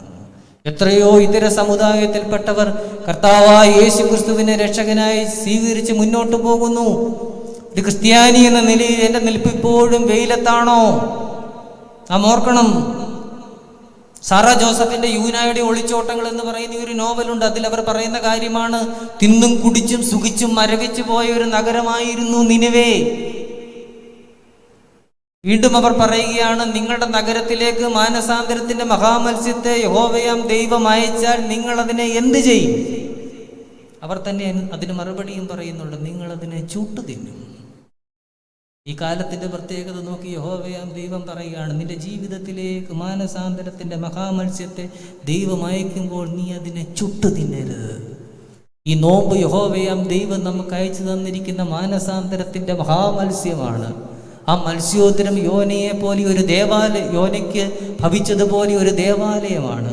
ആ ദേവാലയത്തിൽ നമ്മുടെ ജീവിതത്തിന്റെ സങ്കീർണതകളാകുന്ന കടൽപ്പായൽ തലപ്പാവാക്കി നാം അങ്ങനെ ഇരിക്കുകയാണ്. പക്ഷേ നാം ശോഭയോടെ പുറത്തു വരുന്ന ഒരു ദിനം വരും. യോനയെങ്കിലും കടൽ തീരത്ത് വെയിൽ കൊണ്ടു നിൽക്കുകയാണ്. നിനിവയിലെ രാജാവ് രക്ഷപ്പെട്ടു. യോന വെയിൽ കൊള്ളുന്നു എന്ന് യഹോവയാം ദൈവം കണ്ടു. യോനയുടെ പുസ്തകം 4-ാം അധ്യായത്തിൽ നമ്മൾ കാണുന്നു. അനുതാപത്തിന്റെ സന്ദേശം ഈ നോമ്പുകാലത്ത് നമ്മൾ സ്വീകരിക്കണം. അതുകൊണ്ടാണ് ഞാൻ ഈ ഭാഗം പറയുന്നത്. യോന വെയിൽ കൊള്ളുന്നത് യഹോവയാം ദൈവത്തോട് പറഞ്ഞു എന്നല്ല, യോന വെയിൽ കൊള്ളുന്നത് യഹോവ കണ്ടു. നീ വെയിൽ കൊള്ളുന്നത് കാണുന്ന ഒരു ദൈവമുണ്ട്. വെയിൽ നീ കൊള്ളുന്നുണ്ടായിരിക്കും, പക്ഷെ അത് കാണുന്ന ഒരു ദൈവമുണ്ട്. എന്ത് ചെയ്തു? യോനയുടെ തലയ്ക്ക് തണലായിരിക്കാൻ ഒരു ആവണക്ക് യഹോവയാം ദൈവം കൽപ്പിച്ചുണ്ടാക്കി. എന്തിനാണ് ഇതെല്ലാം ദൈവം നമുക്ക് തന്നിരിക്കുന്നത്? ഈ ധനം, എൻ്റെ പ്രിയപ്പെട്ടവൻ, എൻ്റെ പ്രിയപ്പെട്ടവൾ, എൻ്റെ കുഞ്ഞുങ്ങൾ, എൻ്റെ അധികാര സ്ഥാനങ്ങൾ, എൻ്റെ ഭൂമിയിലെ ഈ സന്തോഷങ്ങൾ, ഇതെല്ലാം എൻ്റെ ആവണക്കാണ്. എന്തിനാണ് ഈ ആവണക്കെല്ലാം എൻ്റെ പൊന്നു തമ്പുരാൻ എനിക്ക് തന്നിരിക്കുന്നത്? എൻ്റെ തലയ്ക്ക് തണലായിരിക്കാൻ. ഞാൻ അറിയാതെ, ഞാൻ ആവശ്യപ്പെടാതെ എനിക്ക് തണലായിരിക്കാൻ തന്നതാണ്. അവിടെ നാം വായിക്കുന്നു 4-ാം അധ്യായത്തിൽ, ആവണക്ക് യോനയുടെ തലയ്ക്ക് മീതേ പൊങ്ങി. ചിലപ്പോഴങ്ങനെയാണ്, നമ്മുടെ അധികാരം നമ്മുടെ തലയ്ക്ക് മീതേ പൊങ്ങും, നമ്മുടെ പണം നമ്മുടെ തലയ്ക്ക് മീതേ പൊങ്ങും, നമ്മുടെ ഭാര്യയിലുള്ള സന്തോഷം, ഭർത്താവിലുള്ള സന്തോഷം, കുഞ്ഞുങ്ങളെ കുറിച്ചുള്ള മേനി പറച്ചിൽ തലയ്ക്ക് മീതേ പൊങ്ങും. ഇവിടെ അതാണ് സംഭവിക്കുന്നത്. കൊടുത്ത യാവണക്ക്, തലയ്ക്ക് തണലായിരിക്കാൻ കൊടുത്ത യാവണക്ക് യോനയുടെ തലയ്ക്ക് മീതേ പൊങ്ങി. അപ്പോഴെന്താണ് സംഭവിക്കുന്നത്? രണ്ടാമത്തെ കൽപ്പന. ഒന്നാമത്തെ കൽപ്പന ആവണക്കായിരുന്നു, ആവണക്ക് കൽപ്പിച്ചുണ്ടാക്കി. രണ്ടാമത്തെ കൽപ്പന എന്തായിരുന്നു? ദൈവം ഒരു പുഴുവിനെ കൽപ്പിച്ചാക്കി. പലപ്പോഴും നാം മറന്നു പോകുന്ന ഒരു കാര്യമാണ്, എല്ലാ യോഗ്യന്മാരും മറന്നു പോകുന്ന ഒരു കാര്യമാണ്. നിനക്ക് വേണ്ടി ഒരു പുഴുവിനെ കൽപ്പിച്ചാക്കിയിട്ടുണ്ട്. പുഴു എന്ത് ചെയ്തു? ആവണക്ക് തിന്നു. ഞാനൊരു ദേവാലയത്തിലിരിക്കുന്ന സമയത്ത് അതിരാവിലെ എനിക്ക് ഫോൺ വന്നു, അമ്മച്ചി മരിച്ചു പോയി, അച്ഛൻ പെട്ടെന്ന് വന്ന് പ്രാർത്ഥിക്കണം. അരമണിക്കൂറിനകം ഞാൻ അവിടെ ചെന്നു. അടുത്താണ്. ചെന്നപ്പോൾ ഒരു പാവപ്പെട്ട വീടാണ്, എല്ലാവരും ചുറ്റും കൂടി നിന്നിട്ടുണ്ട്. ഒരു മുറിയേ ഉള്ളൂ. പള്ളിയിൽ സ്ഥിരമായിട്ട് വരുന്ന അമ്മച്ചിയാണ്, അച്ഛന്മാരെയൊക്കെ വളരെ ആദരിക്കുന്ന അമ്മച്ചിയാണ്. ഞാൻ ഈ അമ്മച്ചിയുടെ അടുത്തേക്ക് ചെന്ന് അമ്മച്ചിയുടെ മുഖത്തേക്ക് ഞാൻ സൂക്ഷിച്ച് നോക്കിയ സമയത്ത് അമ്മച്ചി വളരെ ശാന്തമായി കിടക്കുകയാണ്. അമ്മച്ചിയുടെ മുഖത്തുകൂടി 3-4 ഉറുമ്പുകൾ ഇങ്ങനെ നിരനിരയായിട്ട് പോവുകയാണ്. പെട്ടെന്ന് ഒരു തോന്നൽ എൻ്റെ മനസ്സിലുണ്ടായി, ദൈവമേ, ആരെങ്കിലും മരിച്ചാൽ ആദ്യം വിളിക്കുന്നത് അച്ഛനെയാണ്, ആദ്യം വരുന്നതും അച്ഛനാണ്. അച്ഛൻ വരുന്നതിന് മുമ്പ് വരുന്ന ചിലരുണ്ട്. ഞാൻ പലപ്പോഴും അത് ഓർക്കാറില്ല. പ്രകൃതിയുടെ പരികർമ്മികൾ, ഈ ഉറുമ്പുകൾ, മക്കളൊക്കെ വളരെ ശുശ്രൂഷിക്കുന്നുണ്ട്, പക്ഷെ അവരുടെ ആരുടെയും കണ്ണിൽ അത് പെട്ടില്ല എന്നുള്ളതാണ്. ദീർഘനാളായിട്ട് കിടക്കുന്നു, കണ്ണിൽ പെട്ടില്ല, അത്രയേ ഉള്ളൂ. അവരവരുടെ പണി തുടങ്ങിക്കഴിഞ്ഞു. അങ്ങനെ ഒരു പ്രകൃതിയുടെ ക്രമം കൂടി ഉണ്ട്. പല യോഗ്യന്മാരും അത് മനസ്സിലാക്കുന്നില്ല. നിനക്കായി കൽപ്പിച്ചാക്കിയിരിക്കുന്ന ഒരു പുഴുവുണ്ട്. ഈ ആവണക്കുകളെ, അതിൻ്റെ സന്തോഷങ്ങളെ നാം ആസ്വദിക്കുമ്പോൾ, ആവോളം രുചിക്കുമ്പോൾ ഒരു പുഴുവിനെ കരുതിയിരിക്കുന്നു എന്ന് കൂടി ഓർക്കണം. ആ പുഴു ആവണക്ക് തിന്നു കളഞ്ഞു. യോന വീണ്ടും ദൈവസന്നിധിയിൽ കോപിച്ചു. ആവണക്കിനെ കുറിച്ച്, താൻ ആവശ്യപ്പെടാതെ തനിക്കുണ്ടായ ആവണക്കിനെ കുറിച്ച് കോപിച്ചു. പലപ്പോഴും നമ്മുടെ കോപവും ദൈവസന്നിധിയിൽ അതല്ലേ? ഈ മണ്ണിൽ നിന്നും കിളിർത്ത് വന്ന ആവണക്കിനെ കുറിച്ച് മാത്രമാണ് നമ്മുടെ കോപം. വിണ്ണിൽ നിന്നും വന്ന എന്നതിനെ കുറിച്ചെങ്കിലും നമുക്ക് കോപമുണ്ടോ? ദൈവമേ, ഒരു ഞായറാഴ്ച എനിക്ക് പള്ളിയിൽ പോകാൻ പറ്റിയില്ല, കഷ്ടമായി പോയി. ഒരു നിരാശയുണ്ടോ? ഈ നോമ്പിൽ തുടക്കം മുതൽ എനിക്ക് പങ്കെടുക്കാനായിട്ട് സാധിക്കുന്നില്ല, പരാതിയുണ്ടോ? ഒരു പരാതിയില്ല. ലോക്ക്ഡൗണിന്റെ സമയത്ത് 65 വയസ്സ് കഴിഞ്ഞ ഒരു അപ്പച്ചൻ എന്നെ വിളിച്ച് ചോദിക്കുകയാണ്, അച്ഛാ, 65 കഴിഞ്ഞാൽ വരാൻ പറ്റത്തില്ല, ഞാൻ ആ പള്ളിയുടെ മുമ്പിലെ ആ ബോട്ട് ജെട്ടിയിലെ കടവിലെങ്കിലും വന്ന് ജനലിലൂടെയെങ്കിലും ആരാധനയൊന്ന് കണ്ടോട്ടെ. അങ്ങനെയുള്ളവരും ഈ സഭയിലുണ്ട്. ആവണക്ക് പുഴു തിന്നു കളഞ്ഞു. അതുകൊണ്ട് എൻ്റെ പ്രിയപ്പെട്ടവരെ, ദൈവം തന്നിരിക്കുന്നതെല്ലാം തലയ്ക്ക് തണലാകാനാണ്. തലയ്ക്ക് മീതെ അവ വളരുമ്പോൾ അത് ദൈവം കൽപ്പിച്ചാക്കിയതാണെന്നും ഒരു പുഴുവിനെ കൂടി കൽപ്പിച്ചാക്കിയിട്ടുണ്ടെന്നും ഈ ലോക ജീവിതത്തിൻ്റെ എല്ലാ ഉന്മാദങ്ങൾക്കിടയിലും നമുക്ക് ശ്രദ്ധിക്കാനായിട്ട് സാധിക്കണം. നമ്മൾ പലപ്പോഴും ലോക ജീവിതത്തെ കുടിച്ചിങ്ങനെ ഉന്മാദികളാകാറുണ്ട്. എന്നാൽ ദൈവാനുഭവത്തെ കുടിച്ചു തീർത്ത ചില ഉന്മാദികൾ നമുക്കിവിടെയുണ്ട്. പരിശുദ്ധനായ പാമ്പാടി തിരുമേനി ഒരു ഉന്മാദിയായിരുന്നു. God intoxicated person. ദൈവാനുഭവത്തിൻ്റെ ആ ജീവിതക്രമത്തെ ഒരു ഉന്മാദിയെ പോലെ കുടിച്ചു തീർത്തു. തൻ്റെ ചുറ്റുപാടുകൾക്ക് ആ സ്നേഹത്തെ പകർന്നു കൊടുത്തു. തൻ്റെ കലവറയെ ഒരു ആത്മീയ പരീക്ഷണശാലയാക്കി. തൻ്റെ ആശ്രമ കവാടത്തിലേക്ക് കയറി വരുന്നവരോട് ആദ്യം ചോദിച്ചു, നീ വല്ലതും കഴിച്ചോ? അത് ഈ ലോകത്തിലെ ഏറ്റവും മനോഹരമായ ഒരു ചോദ്യമാണ്. അനേകം മുനകളുള്ള ഒരു ചോദ്യമാണ്. വജ്ര സമാനമായ ഒരു ചോദ്യമാണ്. സാമൂഹിക വശമുള്ള ചോദ്യമാണ്. സാമ്പത്തിക വശമുള്ള ചോദ്യമാണ്. ആത്മീക വശമുള്ള ചോദ്യമാണ്. ലോകത്തിലുള്ള ഒരു തത്വശാസ്ത്രജ്ഞനും ചോദിക്കാത്ത ചോദ്യമാണ്. ആത്മീയ ജീവിതം തത്വശാസ്ത്രജ്ഞന്മാരെക്കാൾ വലിയ ഫിലോസഫറായിട്ട് ദൈവപുരുഷന്മാരെ മാറ്റുമെന്നതിൻ്റെ ഒരു ചോദ്യമാണ്. തത്വശാസ്ത്രജ്ഞന്മാരുടെ എല്ലാ ജീവിതത്തിൽ അവർക്കൊരു ചോദ്യമുണ്ട്. അതായിരിക്കും അവരുടെ തംബ്നെയിൽ. അതിലൂടെയാണ് അവരറിയപ്പെടുന്നത്. പരിശുദ്ധനായ പാമ്പാടി തിരുമേനിയുടെ ജീവിതത്തിലെ തംബ്നെയിലാണ്, ആ ചോദ്യമാണ്, നീ വല്ലതും കഴിച്ചോ? തൻ്റെ കലവറയെ അവിടുന്ന് പരീക്ഷണശാലയാക്കി. വിനയമുള്ള ജീവിതം നയിച്ചു. അനേകരെ ആകർഷിച്ചു. എന്നിട്ട് തമ്പുരാനെ പോലെ അവരെ അക്കരയ്ക്ക് കൊണ്ടുപോയി.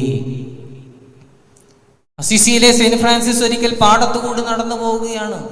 അപ്പോൾ പാടത്ത് കിളച്ചുകൊണ്ടിരുന്ന ഒരു കർഷകൻ വിളിച്ചു പറഞ്ഞു, ഏയ് ഫ്രാൻസിസ്, നിങ്ങൾ വലിയ വിശുദ്ധനാണെന്നൊക്കെ അറിയാം, നിങ്ങൾ വലിയ വിശുദ്ധനാണെന്നൊക്കെ ആൾക്കാർ പറയുന്നു, അങ്ങനെ തന്നെ ആയിരിക്കണം. അസിസിയിലെ സെയിന്റ് ഫ്രാൻസിസിനോട് പറയാണ്, വലിയ വിശുദ്ധനാണ്, ജീവിച്ചിരിക്കെ തന്നെ വിശുദ്ധനാണ്. അപ്പോൾ ശിഷ്യന്മാരെല്ലാവരും കൂടെ ദേഷ്യപ്പെട്ടു, ഏട്ടാ ഫ്രാൻസിസിനോട് ഇങ്ങനെ ഉപദേശിക്കാൻ ഇവനാറ്റ്. അപ്പോൾ ഫ്രാൻസിസ് പറയാണ്, അവൻ പറയണം, ഇടയ്ക്കെന്നെ അതും ഓർമ്മിപ്പിക്കാൻ ആളുണ്ടാകണം. അപ്പോഴാണ് നമുക്കൊന്നിച്ച് സ്വർഗീയ യെരൂശലേമിനെ നോക്കി യാത്ര ചെയ്യുന്ന വിശ്വാസി സമൂഹമായി തീരാൻ സാധിക്കുന്നത്. അതുകൊണ്ട് കർത്താവ് തൻ്റെ ചുറ്റുമുള്ള പുരുഷാരത്തോട് ഉപദേശിച്ച് തീർന്ന ശേഷം പറയുന്നു, shall we go to the other side, നമുക്ക് അക്കരയ്ക്ക് പോകാം. ഈ നോമ്പ് നമ്മെ അക്കരയ്ക്ക് നയിക്കട്ടെ. നമ്മുടെ വേദനകളിൽ നിന്ന്, കണ്ണുനീരുകളിൽ നിന്ന്, ഈ 2020 കൂർത്ത പല്ലുകൾക്കിടയിൽ നിന്ന്, ആമോസ് പ്രവചനം 3 പറയുന്നത് പോലെ, ഒരിടയൻ തൻ്റെ ആടിൻ്റെ 2 കാലോ ഒരു കാതോ വലിച്ചെടുക്കുന്നത് പോലെ എന്നെ വലിച്ചെടുത്ത് നീ ദേവാലയത്തിൽ നിർത്തിയിരിക്കുന്നു, എൻ്റെ കുടുംബത്തിൽ നിർത്തിയിരിക്കുന്നു. ആരാധനയിലൂടെ ഞാൻ ഈ ദൈവാനുഭവത്തെ പരിപോഷിപ്പിക്കും. മോശയെപ്പോലെ എൻ്റെ കാലിലെ ചെരുപ്പുകൾ ഊരി ദൈവസന്നിധിയിലേക്ക് നീങ്ങി നിന്ന് ദൈവത്തിൻ്റെ തീച്ചൂട് എൻ്റെ ഉള്ളംകാല് കൊണ്ട് ഞാൻ അറിയും, എൻ്റെ തലമുറയ്ക്ക് അത് കൊടുക്കും എന്ന വലിയ ബോധ്യത്തോടു കൂടി ഈ നോമ്പിനെ പൂർത്തീകരിക്കുവാനും നമ്മുടെ കർത്താവിൻ്റെ ഉയർത്തെഴുന്നേൽപ്പിനെ കാണുവാനും ദൈവം തമ്പുരാൻ നമ്മളെ ശക്തീകരിക്കട്ടെ എന്ന് പ്രാർത്ഥിച്ചുകൊണ്ട്